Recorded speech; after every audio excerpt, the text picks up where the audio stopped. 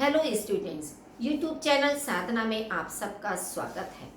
बच्चों, आज हम आपकी क्षितिज पुस्तक का पाठ 1 दो बैलों की कथा के बहुविकल्पी प्रश्न आपके सामने प्रस्तुत कर रहे हैं। बच्चों, आपने इस पाठ में देखा होगा कि दो बैल यानी कि हीरा और मोती, इन दो बैलों के माध्यम से बहुत सारी नीति विषयक बातें इस पाठ के अंदर बताई गई हैं। जैसे मान लीजिए, संगठित होकर हम अपने से अधिक शक्तिशाली को भी पराजित कर सकते हैं। स्त्री जाति पर हमें प्रहार नहीं करना चाहिए, अपशब्द नहीं हमें बोलने चाहिए। चाहे कोई भी परिस्थिति सुख दुख की हो, हमें मित्र का साथ नहीं छोड़ना चाहिए, एक साथ मिलकर रहना चाहिए, सुख दुख में साथ देने की बात करनी चाहिए। और तीसरी इसमें एक बात ये और बताई गई है कि आपका सीमा से अधिक जो सहन शक्ति है, सीधापन है, वो आज के समाज के लिए उचित नहीं है। सबसे बड़ी बात इसमें ये भी बताई गई है आपकी, और ये जो कहानी है, ये जो पाठ है, ये आपका स्वतंत्रता आंदोलन से संबंधित है। हम कहते हैं ना कि आज़ादी आसानी से प्राप्त नहीं होती है। आज़ादी के लिए हर मनुष्य को संघर्ष करना पड़ता है, परिश्रम करना पड़ता है, तभी हम आज़ादी प्राप्त कर सकते हैं। यदि हम सीधे बनकर बैठ के रहें, सहन करते रहें दूसरों के अत्याचार अनाचार, तो समाज के लोग हमें और अधिक परेशान करते हैं और अधिक अत्याचार हम पर करने के लिए तैयार रहते हैं। जैसे कि आपने देखा होगा कि जिस समय हमारे भारतीय स्वतंत्रता सेनानी अंग्रेज़ों का मुकाबला करते थे, या मान लीजिए गांधी जी बाहर गए तो काला कहकर उनके ऊपर अत्याचार किए जाते थे या उनको बाहर निकाल दिया जाता था। तो इसलिए यहाँ पर कहा गया है कि सीमा से अधिक सहनशीलता या सीधापन कभी भी उचित नहीं होता। तो ये इतनी सारी बातें नीति विषय इस पाठ के अंदर इन दोनों बैलों के माध्यम से बताई गई है। अब आप देखिए कि प्रथम प्रश्न आपका है, गधे की कौन सी विशेषता अन्य पशुओं से भिन्न है? उदासीनता, सहनशीलता, मूर्खता या निर्धनता। अब आप देखिए कि गधे को सबसे ज्यादा सहनशील पशु बताए गए। उसे कैसा भी खाना दे दो, सड़ा गला बदबूदार सूखा रूखा कैसा भी खाना दे दो, वो कभी भी उससे मुख नहीं मोड़ता, चुपचाप रहकर उस खाने को खा लेता है, अपनी कोई भी मन की भावना उसके लिए प्रकट नहीं करता है। तो उदासीनता, ऐसा नहीं कि गधा हमेशा उदासीन रहता हो, तो वो अन्य पशुओं से भिन्न है। सहनशीलता उसका मेन गुण इसमें बताया गया है, जो कि अन्य पशुओं में नहीं दिखाई देता। अन्य जो पशु होते हैं वो कभी ना कभी तो क्रोध प्रकट करते हैं, कभी तो किसी का सामना करते हैं, लेकिन गधा कभी किसी का सामना नहीं करता, कभी उसे क्रोधित होते हुए नहीं देखा जाता है। किस महीने में गधा उछल कूद करता है? कि वैसे तो वो शांत स्वभाव का रहता है, सीधा रहता है, लेकिन कभी कभी वह भी उछल कूद करता है। वो कौन सा महीना बताया गया है? वैशाख का महीना। ना तो माघ का महीना, ना सावन का। माघ के महीने में बहुत अधिक सर्दी होती है, सावन में आपकी वर्षा ऋतु जब होती है, कार्तिक जिस महीने में आपकी दीपावली आती है, वैशाख जो कि आपका ये लगभग अप्रैल का महीना होता है, चैत्र मास के बाद जो आपका दूसरा महीना होता है हिंदी का, उस वैशाख महीने में उसे सबसे ज्यादा उछल कूद करते हुए देखा जाता है। हम किस मनुष्य को गधा कहते हैं? कभी कभी हम मनुष्य के लिए भी गधे शब्द का प्रयोग करते हैं ना आपस में, कि वो तो पूरा गधा है।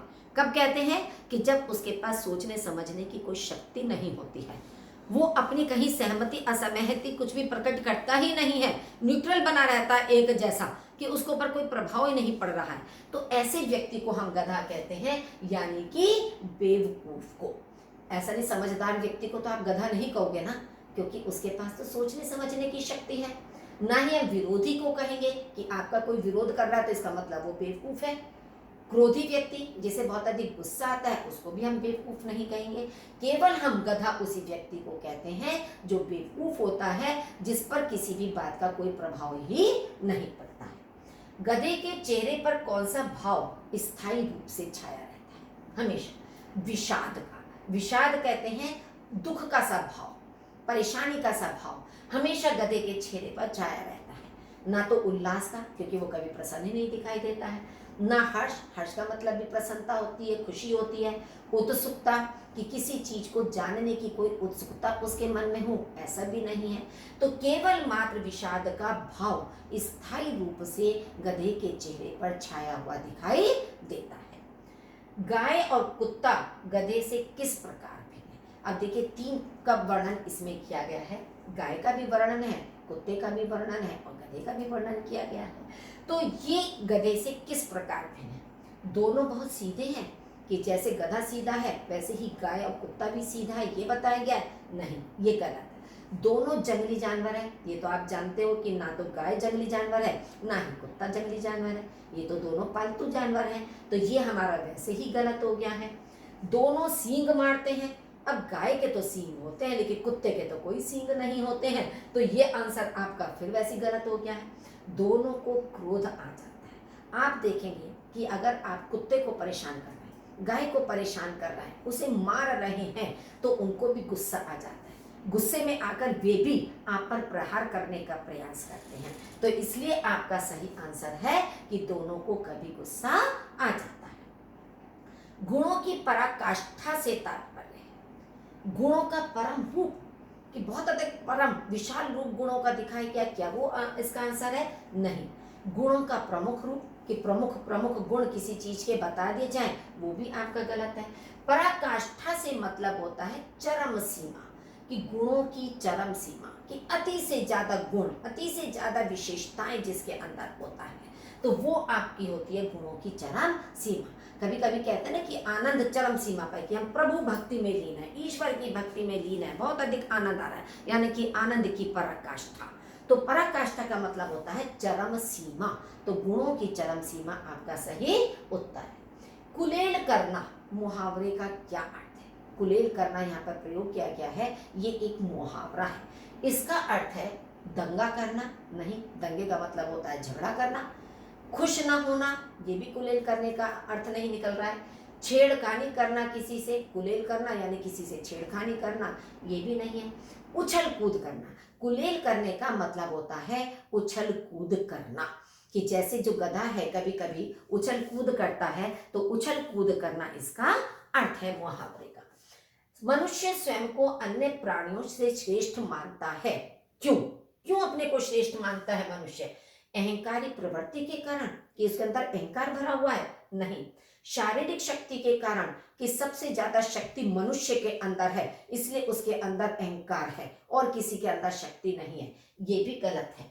मानसिक और वाक शक्ति के कारण, क्योंकि ईश्वर ने केवल मनुष्य को सोचने समझने की शक्ति दी है। ये जो मानसिक शक्ति है ये केवल मनुष्य के पास है, अन्य किसी पशु पक्षी के पास नहीं। वाक शक्ति, वाक का मतलब होता है बोलने की क्षमता। बाकी पशु पक्षी वगैरह सब है अपनी मुंह भाषा में बातें करते हैं, केवल मनुष्य के पास ये दोनों शक्ति हैं कि वह सोच विचार भी सकता है और बोलकर अपने मन की बातों को दूसरों के सामने अभिव्यक्त भी कर सकता है। तो इन दोनों चीजों के कारण ही मनुष्य स्वयं को अन्य प्राणियों से श्रेष्ठ मानता है। झूरी के दोनों बैल कौन सी जाति के थे? सवाई जाति के, गोई जाति के, गराव जाति के, पछाई जाति के। बच्चों, पाठ में आपके बताया गया है पछाई जाति के दोनों बैल थे। कुछ प्रश्न ऐसे हैं, हमने विशेष रूप से उन प्रश्नों को इनमें सम्मिलित किया है कि जिनका अर्थ निकालना आपके लिए जरा मुश्किल हो जाता, कठिन हो जाता। सरल सरल क्वेश्चंस अगर आपको देते तो वो तो लेसन पढ़ने के बाद आप स्वयं भी हल कर सकते हो। तो हमने इन प्रश्नों में प्रयास यह किया है कि उस तरह के प्रश्न आपके सामने प्रस्तुत करें कि जिनका अर्थ आपको हो सकता है पूर्ण रूप से स्पष्ट ना हो रहा हो, या उन शब्दों पर विशेष ध्यान आपको देना है। अब है बाड़े के सामने डुग्गी क्यों बजने लगी? बाड़ा कौन सा बाड़ा था? कांजी हाउस, जहां पर उन पशुओं को बंद करके रखा गया था। तो उसके सामने डुग्गी क्यों बजने लगी? बैलों को घुमाने ले जाने के लिए, कि अब बैलों को उसमें से निकाला जा रहा है, उन्हें घुमाने के लिए ले जा रहे हैं, क्या इसलिए डुग्गी बजने लगी? नहीं, बैलों की नीलामी के लिए। क्योंकि कांजी हाउस में ऐसे पशुओं को बंदी बनाकर रखा जाता है जो सड़क पर आवारा पशुओं की तरह इधर से उधर घूमते रहते हैं और उनका मालिक उनको अपने पास नियंत्रण में नहीं रखता है। तो ऐसे आवारा पशुओं को कांजी हौस में बंद करके रख दिया जाता है। कुछ समय प्रतीक्षा की जाती है कि अगर उनका मालिक छुड़ाने के लिए आता है तो उससे जुर्माना लेकर उन पशुओं को उन्हें सौंप दिया जाता है। लेकिन उसकी एक सीमा होती है समय की। उस सीमा के बाद जो पशु वहां पर होते हैं उन्हें नीलाम कर दिया जाता है, क्योंकि अभी तक जो खर्चा उन पशुओं पर किया जाता है तो वो खर्चा उस नीलामी के पैसे से निकाला जा सके। तो इसलिए उन बैलों की नीलामी करने के लिए बाड़े के सामने डुबकी बजाई जा रही थी, ना कि बैलों को सजाने के लिए और बैलों की दौड़ के लिए। दड़ियल आदमी कौन है जो कि उन बैलों को खरीदने के लिए आया था नीलामी में? वो दड़ियल आदमी कौन है? चौकीदार है। चौकीदार तो नहीं, चौकीदार तो उनकी हाजिरी लेता था पशुओं की वहां पर। मालिक तो काजी हौस का मालिक भी नहीं है जो कि दड़ियल हो वहां पर। खरीदने वाला कसाई, जो कसाई उन दोनों बैलों को खरीदने के लिए कांची हौस आया था, उस व्यक्ति की लंबी लंबी दाढ़ी बनी हुई थी। तो दड़ियल व्यक्ति यहाँ पर खरीदने वाला कसाई। विग्रह शब्द का अर्थ क्या है? विग्रह, एक होता है संग्रह, एक होता है विग्रह। अब विग्रह शब्द का अर्थ है आपस में झगड़ा करना, किसी से झगड़ा करना। विग्रह का मतलब है अलग करना, अलगाव। जैसे होता है ना कि आप कहते हो कि समास विग्रह पढ़ते हो। समास विग्रह का मतलब होता है पदों को अलग अलग कर देना, झगड़ा कर देना एक तरह से। मतलब समास में झगड़े वाली बात नहीं आती है, लेकिन विग्रह के माध्यम से मैं बता रही हूँ, यानी कि अलगाव कर देना, झगड़ा पैदा कर देना। तो विग्रह शब्द का अर्थ ना तो दोस्ती है, ना प्रेम है, बल्कि झगड़ा करना है। इस बात को आप ध्यान में रखिए। नेक्स्ट है, हीरा और मोती अपना प्रेम कैसे प्रकट करते थे? अब प्रेम प्रकट करने के लिए उनके पास भाषा तो थी नहीं, बोली तो थी नहीं कि वे बोलकर अपने प्रेम को एक दूसरे के प्रति प्रकट करें। उनकी प्रतिक्रियाएं कौन सी होती थी? चाट कर और सूंघ कर। अब पशु जो हैं एक दूसरे को चाटते हैं या एक दूसरे को सूंघते हैं। अपनी इन प्रतिक्रियाओं के द्वारा ही वे अपना प्रेम एक दूसरे के प्रति प्रकट करते हैं, ना कि एक साथ बैठकर उछल कूद कर या मूक भाषा में बोलकर नहीं, बल्कि ये जो प्रतिक्रिया उनकी दिखाई देती है, इसी से उनका प्रेम प्रकट होता है। किसके बिना दोस्ती फुसफुसी और हल्की सी लगती है? कि दोस्ती तो है लेकिन उस चीज के बिना हल्की हल्की लगती है कि एक फॉर्मेलिटी सी भी है, दिखावे की दोस्ती है। हंसी मजाक के बिना, कि यदि हम अपनी दोस्ती में एक दूसरे के साथ हंसी मजाक ना करें तो उससे दोस्ती हमारी हल्की लग रही है? नहीं। नोक झोंक के बिना, कि दोस्ती में नोक झोंक होना भी जरूरी होता है, उसके बिना दोस्ती अधूरी है। ईर्ष्या द्वेष के बिना, कि एक दूसरे के साथ ईर्ष्या द्वेष का भाव भी होना चाहिए, वरना दोस्ती हमारी हल्की है। मेन है धौल धप के बिना। आप देखते होंगे कि विद्यालय में भी या वैसे भी जो दोस्त होते हैं, कभी कभी हंसी मजाक में क्या होते हैं, एक दूसरे की पीठ पे धौल लगा देते हैं, अपना हाथ लगा देते हैं, कर देते हैं। तो उससे अपनापन बहुत अधिक अच्छा लगने लगता है, अपनापन ज्यादा दिखाई देता है।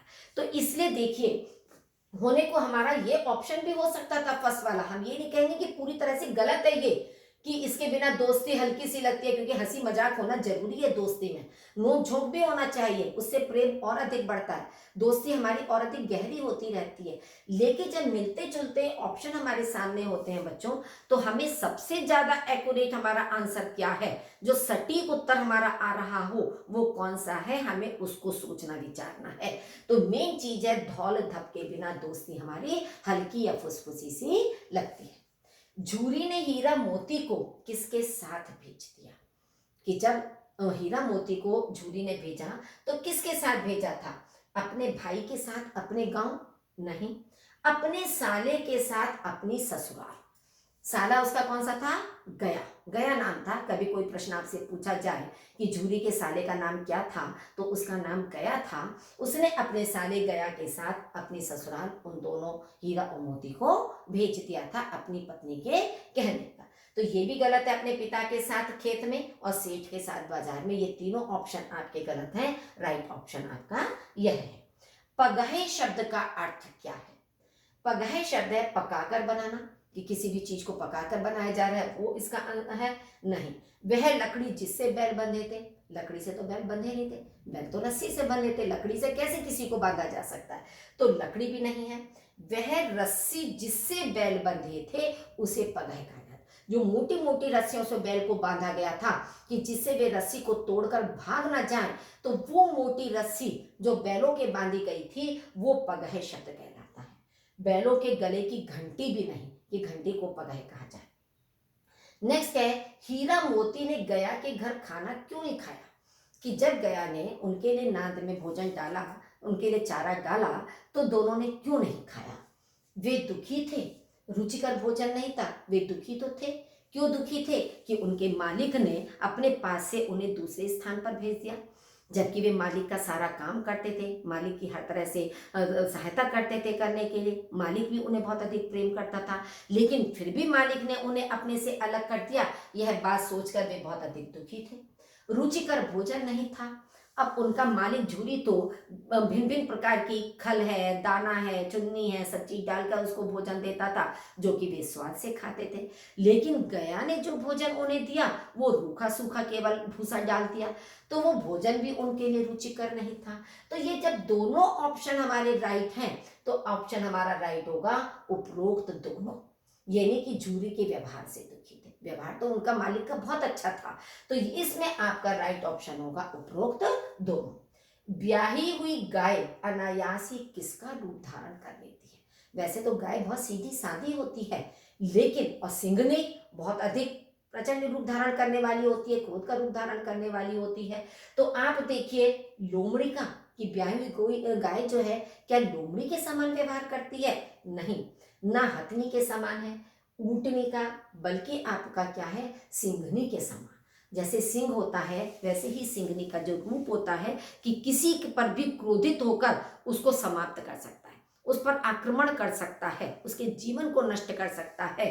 तो कभी कभी अगर ब्याई हुई गाय के ऊपर अत्याचार किया जाए, अनाचार उसके साथ किया जाए, उसे बहुत मारा पीटा जाए, तो वो भी सिंघनी का रूप धारण कर लेती है, उसके समान व्यवहार करने लगती है। हीरा और मोती किस भाषा में विचार विनिमय करते थे? हिंदी भाषा में, अंग्रेजी भाषा में, मूक भाषा में, उपर्युक्त में से कोई नहीं। अब आप देखिए हिंदी भाषा का कोई मतलब नहीं, क्योंकि पशु तो पढ़ना लिखना नहीं जानते, पढ़ने लिखने का कोई मतलब ही नहीं होता है पशुओं का। तो हिंदी भाषा, अंग्रेजी भाषा, ये दोनों तो हमारे वैसे ही गलत हो गए। अब आपका देखिए उपर्युक्त में से कोई नहीं, जब आपके ये दोनों गलत हैं। तीसरा आपका था मूक भाषा, और ये आपको बताया गया था कि पशु हमेशा अपनी मूक भाषा कौन सी होती है? एक दूसरे के साथ इशारे की भावना से है, अपने हाथ पैरों की प्रतिक्रिया के द्वारा है। तो इस तरह से बिना बोले ही अपनी प्रतिक्रियाओं से ही वे आपस में एक दूसरे की भावनाओं को समझ लेते थे, उसे हम मूक भाषा कहते हैं। घर और गांव के लड़कों ने हीरा मोती का स्वागत किया। जब हीरा और मोती गया के घर से भिन्न भिन्न प्रकार की परेशानियों का सामना करते हुए, संघर्ष करते हुए वापस अपने मालिक झूरी के द्वार पर आकर खड़े हो जाते हैं, तो जब घर के और गांव के बच्चे उन्हें देखते हैं तो अब उनकी क्या प्रतिक्रिया हुई? ढोल बजाकर, कि उन्होंने खुशी में आकर ढोल बजाना शुरू कर दिया, नगाड़े बजाने शुरू कर दिए, खिला पिलाकर, कि उनकी भिन्न भिन्न प्रकार से उनकी खिलाई पिलाई होने लगी, उन्हें अच्छा भोजन दिया जाने लगा, या तालियां बजा बजा। जो छोटे छोटे बच्चे गांव के थे, जब उन्होंने देखा कि हीरा मोती अपने मालिक के पास आ गए हैं, तो वे ताली बजा बजाकर उन दोनों बहनों का स्वागत करने लगे। पाठ में चरनी शब्द का क्या अर्थ है? चरनी शब्द बैलों की एक प्रजाति है चरनी, घर का मुख्य दरवाजा, घर का मंदिर नहीं, ये तीनों गलत है आपका। चरनी शब्द आपके पाठ में आया है वो नाद जिसमें पशुओं के खाने के लिए चारा डाला जाता है, भूसा आदि धोकर या सानी बनाकर जिनके लिए डाली जाती है, उस चरनी का मतलब नाद होता है। यानी पशुओं के चारा खाने का नाद, उसे चरनी कहा जाता है। सांड विशेषज्ञ था। जिस सांड का मुकाबला हीरा और मोती ने किया, वो सांड किस चीज का विशेषज्ञ था? क्या विशेषता सांड की थी? बैलों से युद्ध का, कि बैलों से वह अच्छे प्रकार युद्ध कर सकता है, ये विशेषता उसमें थी। मल युद्ध का, अब सांड जो थे वो मल युद्ध करने में विशेषज्ञ थे, उसकी विशेष जानकारी उनके अंदर थी।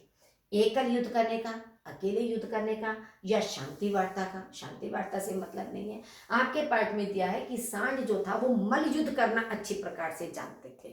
मल युद्ध का मतलब क्या है कि किसी भी एक से तो मुकाबला भी अच्छी तरह से कर सकते थे और किस तरह से अपने सामने वाले शक्तिशाली शत्रु को पराजित किया जा सके, ये उनके अंदर विशेषता थी।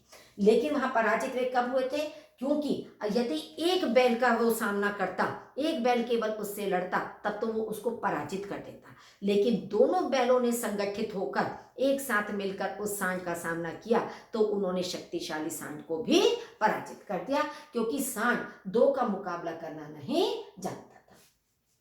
हीरा के अनुसार बैलों का धर्म है किसी को भी जान से न मारना, किसी की बात बर्दाश्त नहीं करना, हमेशा शांत रहना, कुछ भी खाना। अब आप देखिए कि इसमें एक ही नीति विषयक मूल्य बताया गया है कि जब मोती ने कहा था कि मेरा वश चलता तो मैं उस नारी को मार ही देता, उसको समाप्त ही कर देता मारकर, तब हीरा ने उससे कहा कि किसी को भी जान से मारना हमारे पशुओं का धर्म नहीं है, यह हमारी बैल जाति का धर्म नहीं है कि किसी स्त्री पर भी प्रहार किया जाए। भैरों की लड़की बैलों को क्या खिलाती थी? जब गया अपने घर उन दोनों बैलों को ले गया था और उन बैलों के ऊपर वो अत्याचार करता था, अनाचार करता था, तो वहीं पर भैरों की एक लड़की थी जो उनकी गया की बातों को या गया की पत्नी की बातों को सुनती रहती थी कि कल इनके नाक में नाथ डाल दी जाएगी, इन पर इस तरह से किया जाएगा। तो उसे वो बातें अच्छी नहीं लगती थी। क्यों? क्योंकि जब उसकी सौतेली माँ भी उसके साथ इस तरह का व्यवहार करती थी तो उसे अच्छा नहीं लगता था। तो इसलिए उसके मन में ये आता था कि इन्हें रूखा सूखा भोजन दिया जाता है और बैल उस रूखे सूखे भोजन को नहीं खाते हैं तो वे अस्वस्थ हो जाएंगे, बीमार हो जाएंगे। तो यह सोचकर वह उन्हें क्या खिलाती थी? भूसा। भूसा नहीं खिलाती थी, न चूनी न खली, बल्कि रोटी खिला देती थी कि जो रोटी उसकी सौतेली माँ उसे खाने के लिए देती थी तो वह चुपचाप उसी में से एक एक रोटी बचा लेती थी और उन बैलों को खिला देती थी। हालांकि उस एक रोटी से बैलों का पेट नहीं भर सकता था, लेकिन फिर भी वह प्रेम से वह रोटी खिलाती थी तो उस एक रोटी को खाकर भी वे संतुष्ट हो जाते थे, उन्हें आनंद की अनुभूति होती थी। गराव क्या है? फिर देखिए कठिन शब्द आपके सामने मैंने 3-4 कठिन शब्द रखे हैं ताकि कि परीक्षा में अगर इस तरह के प्रश्न आए तो आप आसानी से समाधान कर सकें। गराव क्या है? पशुओं को बांधने की फंदेदार रस्सी। और फंदेदार रस्सी इस तरह से गले में बांधी जाती थी, उसमें भारी वजन लटका दिया जाता था। ये था कि जब वो गया के पास से लौटकर आ रहे थे तो बीच में कीचड़ में दलदल में भी फंस गए थे, तो जो गराव था वो आधा आधा वजन, किलो का वजन उनके गले में लटका हुआ था। तो गराव कहलाता है पशुओं को बांधने वाली फंदेदार रस्सी कि जिसको वे खोल ना सके, ऐसा फंदा उसमें लगाया जाता था। ना कि गले में पहनने वाला गहना, गले की हड्डी या उपरोक्त कोई नहीं। आपका सही आंसर है पशुओं को बांधने की फंदेदार रस्सी। दीवार गिरने से सभी पशु अचानक चेत क्यों उठे? जिस कांची हाउस में हीरा मोती को बंदी बनाकर रखा गया था उसमें और भी बहुत सारे पशु थे। बकरी थी, गधे थे, इस तरह के बहुत सारे पशु और वहां पर थे, लेकिन बैल फिर भी थोड़े से समझदार थे। अब उन बैलों ने सोचा कि हम तो बंदी हैं, लेकिन साथ ही साथ हमारे ये भी जो बंदी हैं, किस तरह से इनको मुक्त कराया जाए, कैसे इनको यहाँ से आज़ाद कराया जाए। तो उसके लिए उन्होंने क्या किया, अपने सींग दीवार पर बार बार मारे, जिससे थोड़ा थोड़ा लपड़ा छूटता रहा और एक समय ऐसा आया कि उस दीवार में बड़ा सा छेद बनाने में वे कामयाब हो गए थे। तो जैसे ही वहाँ पर जो पड़े हुए पशु थे, जो आपके वहाँ पर गधे आदि थे या जो और भी पशु वहाँ पर थे, उनके अंदर एक अचानक से चेतना आ गई। कैसे चेतना आ गई? क्यों? धूप को देखकर कि उस जो गोल उन्होंने दीवार तोड़ दी थी उसके अंदर से धूप अंदर आ रही थी। क्या उस धूप को देखकर उनके अंदर चेतना आई? नहीं, डर कर कि क्या उनके अंदर एक डर हुआ कि अब कांजी हाउस का मालिक आएगा और हमें मारेगा यहाँ पर।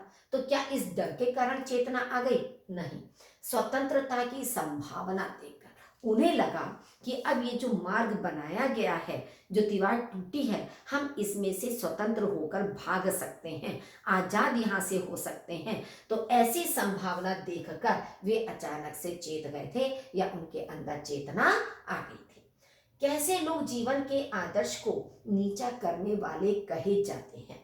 सीधे एवं सहनशील लोग। जो सीधे लोग होते हैं, सहनशील लोग होते हैं, वे ही अपने जीवन के आदर्श को नीचा करते हैं। क्यों? क्योंकि अगर हम सहनशील नहीं हैं तो हम डटकर, अगर हमारे ऊपर कोई अन्याय कर रहा है, हम उसका डटकर मुकाबला कर सकते हैं।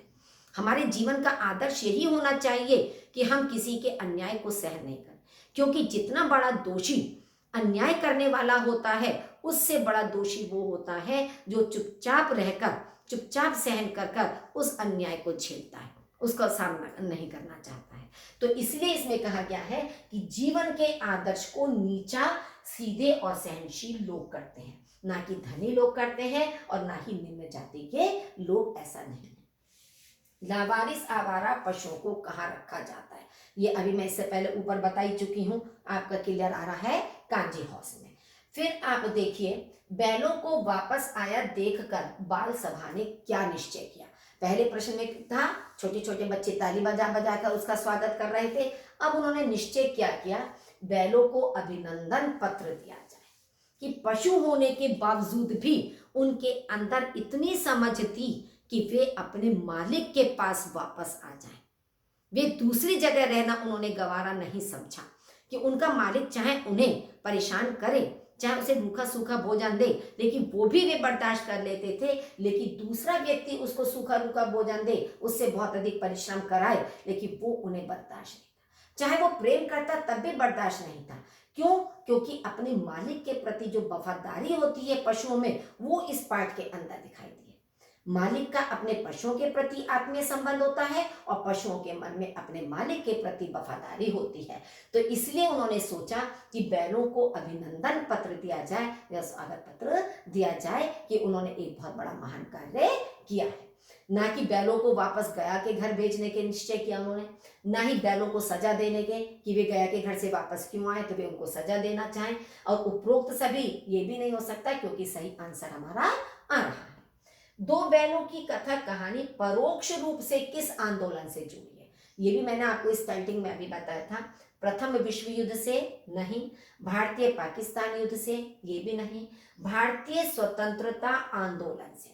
भारतीय स्वतंत्रता आंदोलन से ये हमारी कहानी जुड़ी हुई है कि स्वतंत्रता प्राप्त करने के लिए संघर्ष करना अनिवार्य है, डटकर सामना करना अनिवार्य है अपने सामने वाले शत्रु से, तभी हम स्वतंत्रता को प्राप्त कर सकते हैं, वरना जीवन भर परतंत्रता का ही जीवन व्यतीत करते रहेंगे।